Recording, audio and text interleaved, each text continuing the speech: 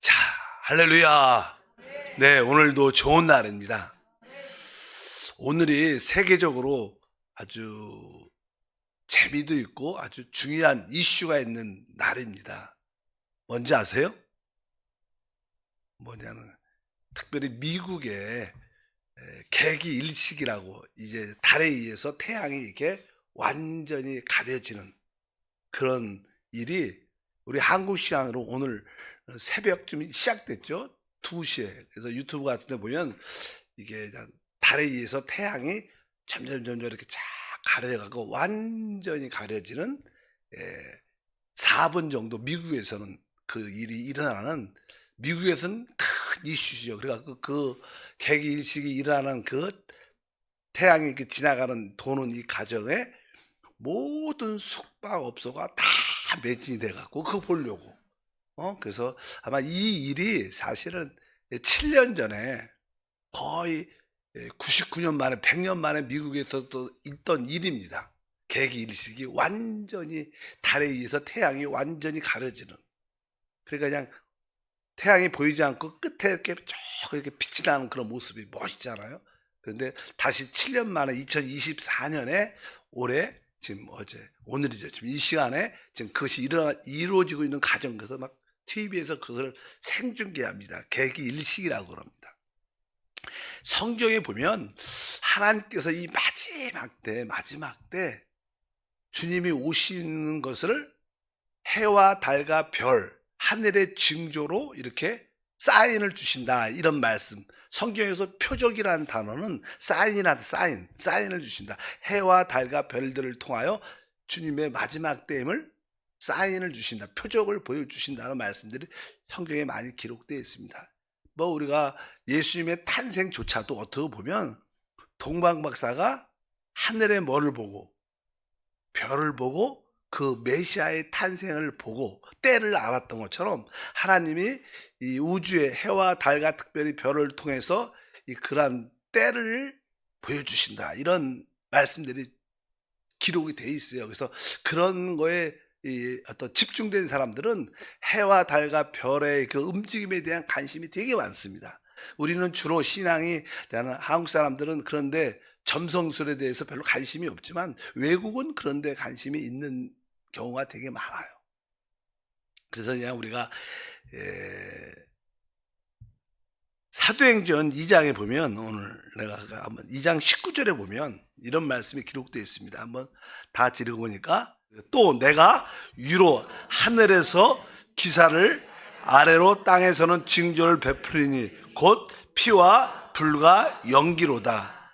주의 크고 영화로운 날이 이르기 전에 해가 변하여 어두워지고 달이 변하여 피가 되리라.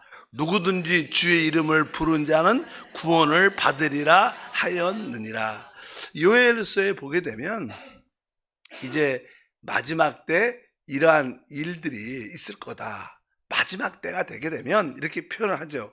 그러니까 뒤에 보니까 이 해가 변하여 어두워지고, 그러니까 이게 뭐 사실 뭐 태양이 식고 그런 게 아니라 이렇게 태양이 달에 의해서 이렇게 점점 가려져 갖고 완전히 보이지 않는, 달에 의해서 가려져 갖고 그래서 어두워지잖아요. 그래서 여기 보니까 이제 해가 변하여 어두워지고 달이 변하여 피가 된다. 그러니까 그냥 뒤에서 그냥 태양의 빛이 비치니까 이 달이 아주 붉게 보이는 그런 이야기들이 많이 있습니다. 그래서 성경을 이렇게 이런 관점으로 보는 사람들은 이제 이러한 계기의식이 주님의 다시 오심에 대한 하나의 큰 사인이다. 그래서 그냥 올해부터 이후로부터 조금 더 이렇게 계시록에 예언되어 있던 많은 재난들이 다가올 것이다.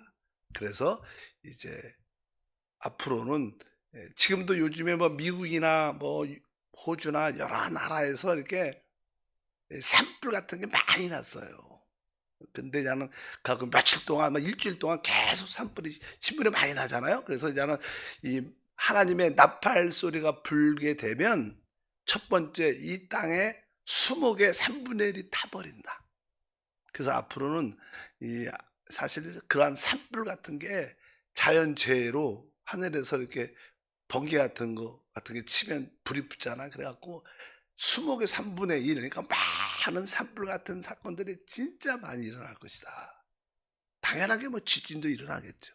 그리고 바다의 3분의 1에 뭐 그러니까 배들이 깨어지고 그런 말씀이 나는 계시록에 쭉 나옵니다. 나팔을 하나씩 불 때마다.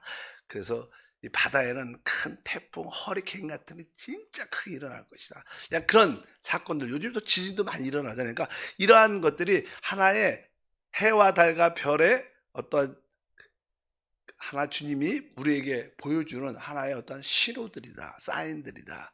그래서 뭐 어떤 뭐 대부분 사람들은 재밌어서 보고 멋있다, 우주의 쇼다 이렇게 생각하고 보지만 또 영적으로 주님에 대한 기다림이 있는 사람들은 때가 가까웠다 이렇게 그런 관점으로 바라보는 지금 미국에서는 아주 중요한 그런 재미있는 이슈가 있는 하늘에 그런 오늘이죠. 오늘 벌써 2시부터 시작됐다고 말씀하는데 저도 아까 유튜브 보니까 해가 점점 이렇게 가려지는 모습이 천천히 쭉 나옵니다. 그래서 우리가 한 번쯤은 그런 내용도 한번 알아보는 것도 듣는 것도 한번 좋겠다. 어쩌면 진짜로 그런 일들이 종종 일어나면 진짜 주님이 오실려나 이런 어떤 깨어있는 마음도 필요할 줄 믿습니다. 제가 재밌는 얘기 해드렸어요. 네. 그래서 아주 미국은 난리가 났습니다. 난리가 난 게 아니라 그거 갖고 우리가 그 개기일식에 해와 달이 이렇게 같이 겹치면서 지나가는 그런 큰 라인 선이 있는데 뉴스 보니까 다 잡혀갖고 왜 그거 보려고 그냥 숙소마다 꽉 찼다 이렇게 얘기를 우리나라는 잘 안 보이죠. 우리나라는. 그러나 미국 왜냐하면 왜 미국에서 그런 일이 날까? 사실이냐 보통이니까 이 땅에서 하나님의 백성 유대인들의 핵심은 이스라엘입니다. 항상 모든 것이 이스라엘이고 또 이방인의 중심은 교회죠. 근데 교회의 중심은 사실은 보통 미국이라는 생각이죠.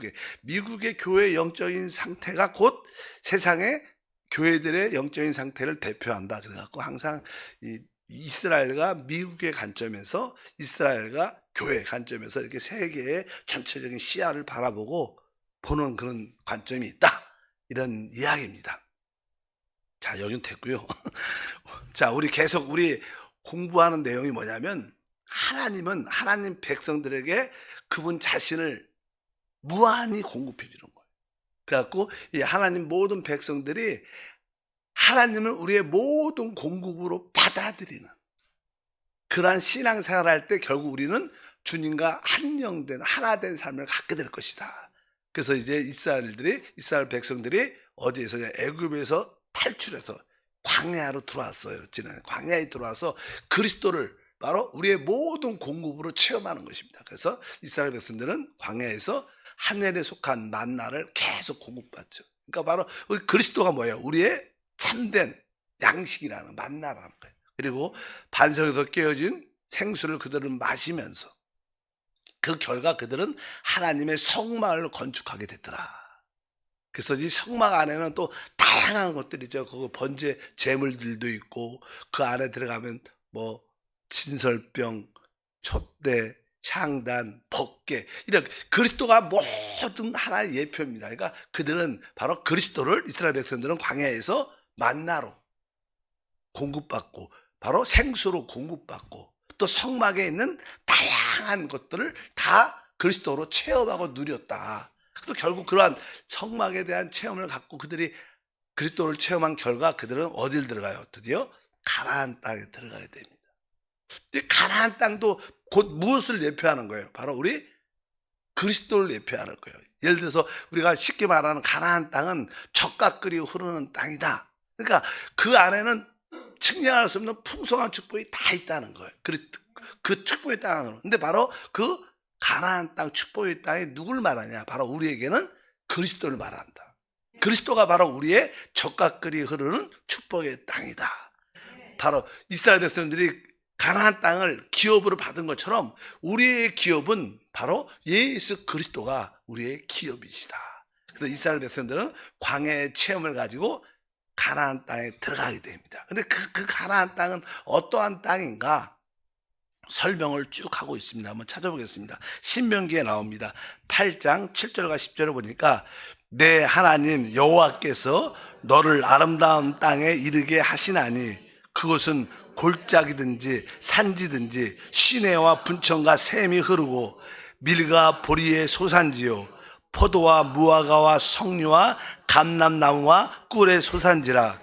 내가 먹을 것에 모자람이 없고 내게 아무 부족함이 없는 땅이며 그 땅의 돌은 철이요 산에서는 동을 캘 것이라. 내가 먹어서 배부르고 내 하나님 여호와께서 옥토를 내게 주셨으므로 말미암아 그를 찬송하리로다. 여기 보니까 하나님이 그들에게 도착하게 하신 이 아름다운 땅은 모든 것들이 다 있는 땅이라. 그 축복의 땅은 바로 우리가 그리스도 안에는 측량할 수 없는 풍성함이 있습니다. 그래서 바로 이 가나안 땅이 바로 풍성함을 가지고 있는데, 모든 풍성함을 다 가지고 있는데 바로 그 분이 바로 측량할 수 없는 그리스도다. 그래서 사도 바울은 우리 그리스도를 설명할 때 그분 안에는 측량할 수 없는 그리스도 이렇게 표현합니다. 그 측량할 수 없는 풍성한. 그래서 우리가 에베소서 3장 8절에 그렇게 표현하죠. 모든 성도 중에 지극히 작은 자보다 더 작은 나에게 이 은혜를 주신 것은 측량할 수 없는 그리스도의 풍성함을 이방인에게 전하게 하시고. 사도 바울의 사역은 무엇입니까? 측량할 수 없는 그리스도의 풍성함을 모든 사람들에게, 이방인들에게 전하는 것이다. 바로 여기서 말하는 측량할 수 없는 그리스도의 풍성함은 바로 구약에 보면 바로 젖과 꿀이 흐르는 땅을 의미한다. 그러니까 이스라엘 백성들이 젖과 꿀이 흐르는 가나안 땅에 들어가서 누리는 모든 축복은 바로 우리가 그리스도 안에서 누리는 축복을 예표한다. 이런 뜻으로 우리가 알아야 됩니다. 그래서 아주 멋진 말, 측량할 수 없는 그리스도의 풍성함. 우리 주님 안에는 이러한 측량할 수 없는 풍성함이 있는 줄 믿습니다. 우리 조영기 목사님은 그것을 오중 복음이라고 표현했어요. 그 삼중 축복. 우리 한세는 거기에 덧입혀서 뭐예요? 오중 능력.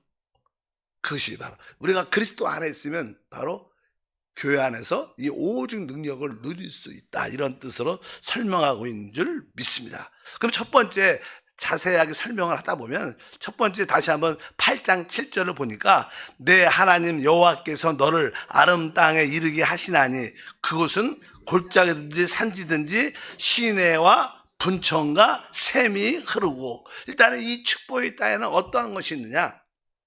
일단은 골짜기 산지, 거기에는 많은 높은 산들도 있고 또 깊은 골짜기도 있습니다.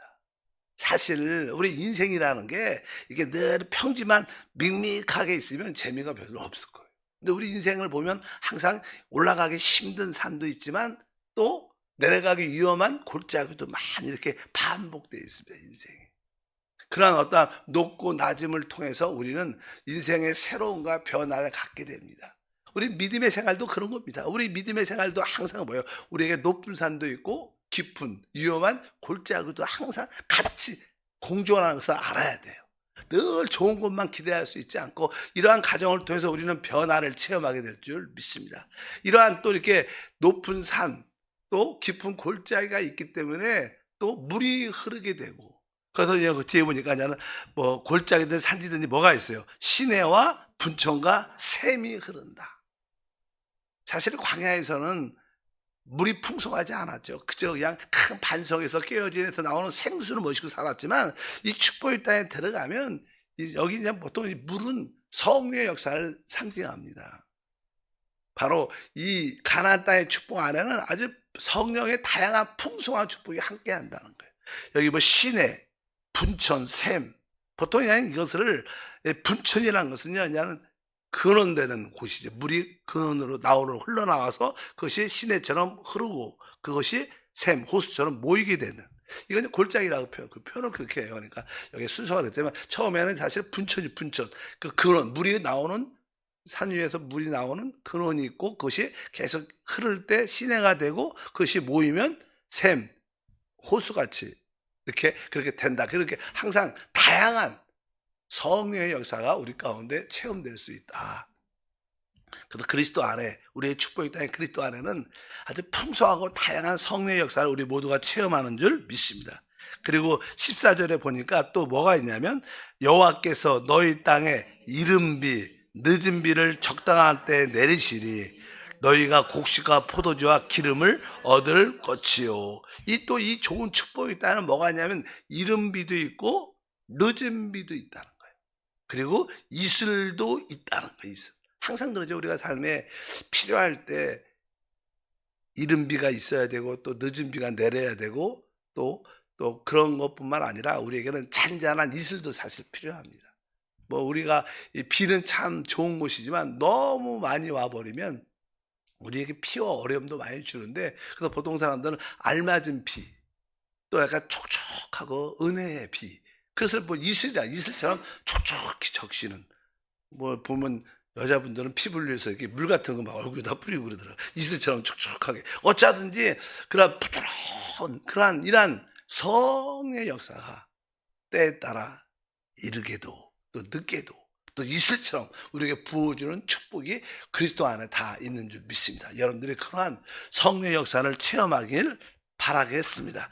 그리고 나서 뒤에 보니까 이제 8장 8절에 그 땅의 소산들 여러 가지 나오는데, 그 내용들이 밀과 보리의 소산지요 포도와 무화과와 석류와 감람나무와 꿀의 소산지라. 여기 보니까 아주 우리에게 먹을 기본 양식들이 다양하다는 거예요.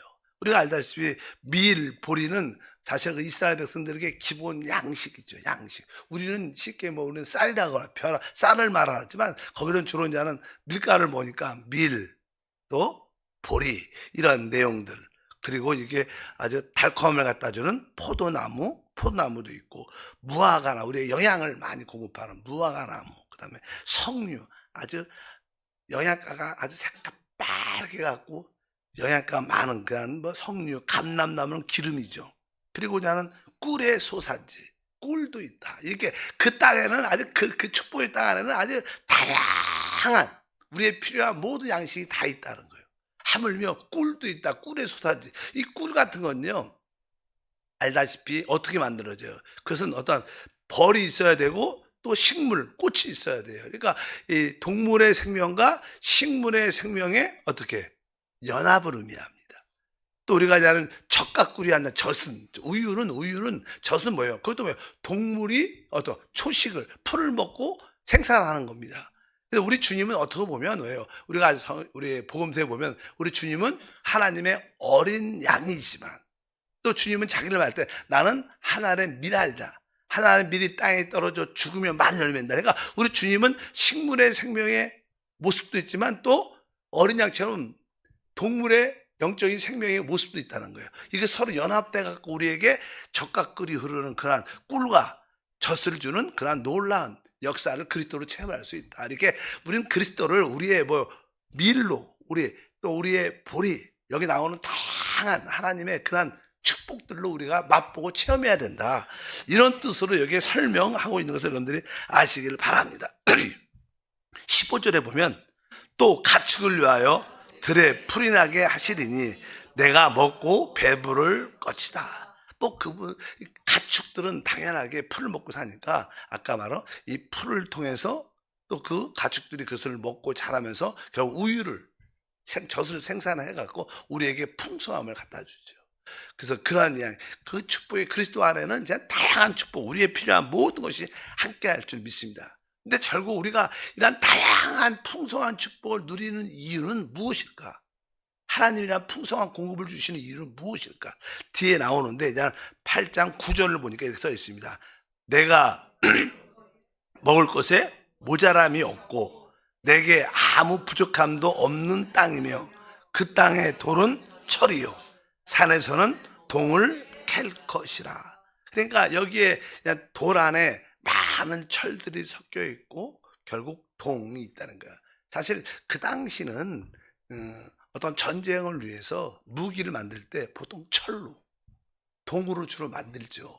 그래서 이것은 뭐예요? 우리가 그리스도를 아주 다양한 풍성한 축복을 누리면 우리는 뭐예요? 영적 전쟁을 할 수 있는 자가 된다는 거예요. 그래서 이스라엘 백성들은 사실 하나님의 백성이지만 하나님의 군대들이었어요. 결국 그 땅에 모두 원수들을 다 어떻게 해요? 쫓아냈죠. 가나안 일곱 족속을 완전히 쫓아내고 그 쫓아낸 결과는 무엇이냐? 결국 그곳에 아주 견고한 하나님의 성전을 짓게 돼요. 사실 하나님이 애굽에서 이스라엘 백성들을 구원한 목적, 광야에서의 그들의 목적은 결국 뭐예요? 성막을 짓는 거였어요.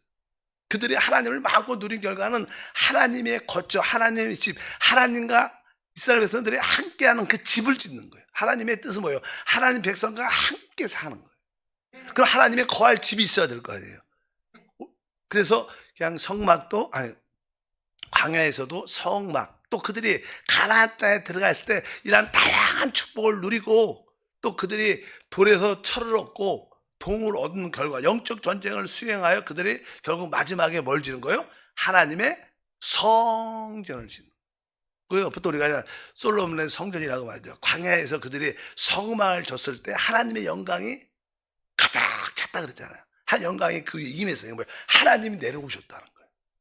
하늘에 계신 하나님이 어디에? 하나님 백성 가운데 함께 했다는 거예요. 또 가나안 땅에서도 바로 그들이 축복의 땅에 들어갔을 때 하나님의 성전을 완공하니까 결국 뭐예요? 하나님의 영광이 그 성전에 가득했다. 이것은 뭐예요? 바로 하나님이 하나님 백성들 가운데 임재했다는 거예요. 하나님은 바로 그것이 하나님의 뜻과 목적인 줄 믿습니다.